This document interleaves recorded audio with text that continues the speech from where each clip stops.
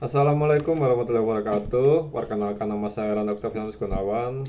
Jadi di sini saya akan melakukan pengujian terhadap pengaruh dari kualitas layanan, kemudahan penggunaan, dan juga manfaat yang diterima oleh pengguna Shopee Pay di Surabaya.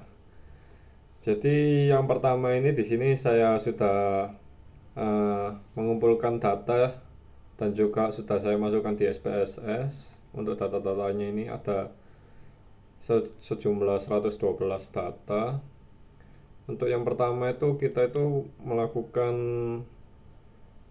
penggantian nama dari semua data yang dimasukkan ini. Jadi untuk seperti X1.1, X1.2, karena ini untuk yang variabel pertama X1 ini adalah kualitas layanan itu memiliki 5 indikator, dan juga untuk variabel X2 nya sendiri itu memiliki 3 indikator. Untuk variabel X3 nya ini memiliki 3 indikator, dan juga variabel dependennya itu yaitu Y memiliki variabel berjumlah 3 indikator.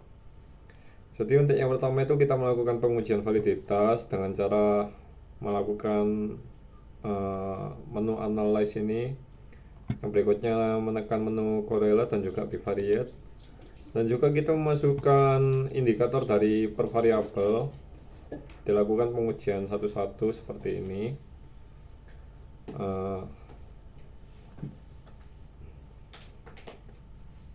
Untuk hasilnya akan tampil setelah ditekan tombol OK ini. Jadi untuk pengujian ini dilihat dari nilai signifikansinya, yang dimana jika nilainya itu lebih kecil dari 0,05 berarti data tersebut itu dinyatakan valid.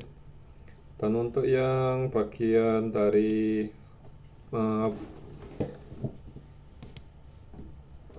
percent correlation ini menunjukkan seberapa besar pengaruh dari antar indikatornya sendiri. Untuk tanda bintang 2 di atas nilai percent correlation ini menunjukkan bahwa signifikansinya itu sangat kuat ya. Lalu untuk variabel-variabel lainnya dilakukan uji validitas yang langkah-langkahnya itu sama seperti yang kita lakukan tadi. Dan untuk hasil dari pengujian validitas untuk variabel lainnya itu bisa dilihat juga hasilnya valid seperti ini. Untuk variabel X3 dan juga variabel dependent Y-nya itu juga sama. Lalu yang berikutnya adalah kita lakukan pengujian terhadap reliabilitasnya, yang dimana kita itu menuju menu analyze dan juga mencari menu scale, dan kita masukkan indikator dari tiap variabelnya seperti ketika kita melakukan pengujian validitas tadi. Untuk dari reliabilitas ini dilihat dari nilai Cronbach's alpha-nya. Jika di atas 0,7 maka untuk variabel-variabel ini tuh dinyatakan reliable. Untuk dari X1 nya sendiri itu nilainya itu 0,863 sehingga dinyatakan reliable. Lalu yang berikutnya itu untuk variabel X2 nya sendiri nilainya itu seperti yang bisa dilihat yaitu 0,738 sehingga hasilnya itu juga reliable.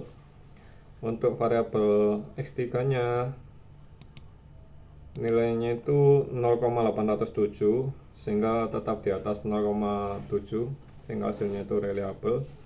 Dan yang berikutnya itu untuk variabel Y nya itu nilai Cronbach's alpha nya itu 800 sehingga juga dinyatakan reliable. Lalu yang berikutnya kita lakukan pengujian terhadap regresinya. Untuk langkah-langkahnya sendiri itu tetap kita masuk ke menu analyze, lalu kita masuk ke menu linear regression. Untuk yang pertama itu kita masukkan kode-kodenya di sini itu. Untuk kita masukkan dulu untuk variabelnya seperti X1, X2, X3 ini ke menu independen, dan juga untuk variabel Y nya itu kita masukkan ke menu dependent. Untuk settingannya sendiri kita di statistiknya itu kita atur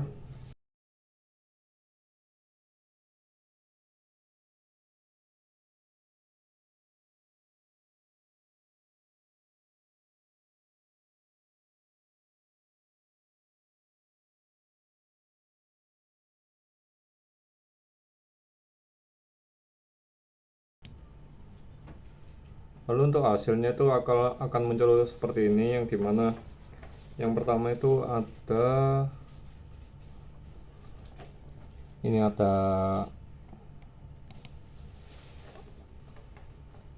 ini model Sumari yang itu untuk dilihatin tuh ada di R-nya ini, yang dimana R-nya di sini tuh 0,810, sehingga ini tuh menunjukkan seberapa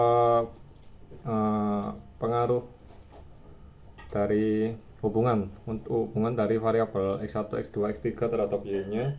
Untuk R-square-nya ini 0,655 ini menunjukkan bahwa sekitar 65,5% variabel dari independennya itu mempengaruhi variabel dependen Y, dan juga untuk 34,5% lainnya itu dijelaskan oleh faktor-faktor lainnya. Untuk dari Durbin-Watsonnya sendiri itu bisa dilihat ini mendekati 2 sehingga tidak terjadi autokorelasi. Untuk yang berikutnya itu ada uji F, yang dimana kita itu lihat dari nilai signifikansinya itu di sini 0,00, sehingga itu lebih kecil dari 0,05, sehingga hasil dari model regresif itu secara simultan X1, X2, X3 itu mempengaruhi variabel Y-nya. Lalu bisa dilihat juga untuk F hitungnya sekitar 68.492, sehingga itu model regresinya sangat baik menjelaskan variasi data Y. Yang berikutnya ada uji T-nya di sini tuh bisa dilihat di tabel koefisien, yang dimana X1, X2, X3 nya ini semuanya signifikan, sama seperti uji F tadi. Lalu untuk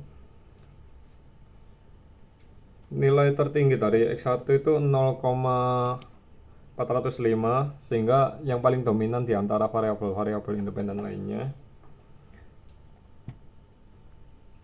Yang berikutnya itu ada uji multikolinearitas, bisa dilihat dari nilai toleransinya itu yang di atas 0,1, dan juga ini VIF nya itu di bawah 10, sehingga tidak saling mempengaruhi secara berlebihan. Untuk berikutnya kita lihat dari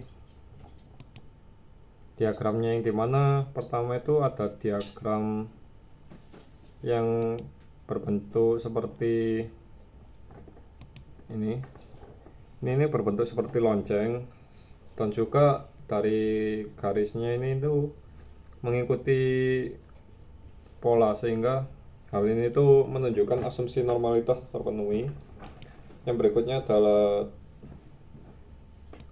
ini, yang diagram berikutnya ini menunjukkan bahwa titik-titik itu mengikuti garis horizontal yang ada di sini, sehingga hasil ini tuh juga memenuhi asumsi normalitas karena tidak ada pola lengkung ekstrim di awal maupun di akhirnya. Dan yang terakhir adalah kita lihat dari diagram scatter plotnya, yang dimana titik-titiknya ini tersebar, sehingga hal ini menunjukkan bahwa uji ini sudah bebas dari heteroketastisitas. Ya, sekian penjelasan dari saya, kurang lebihnya mohon maaf. Assalamualaikum warahmatullahi wabarakatuh. Terima kasih.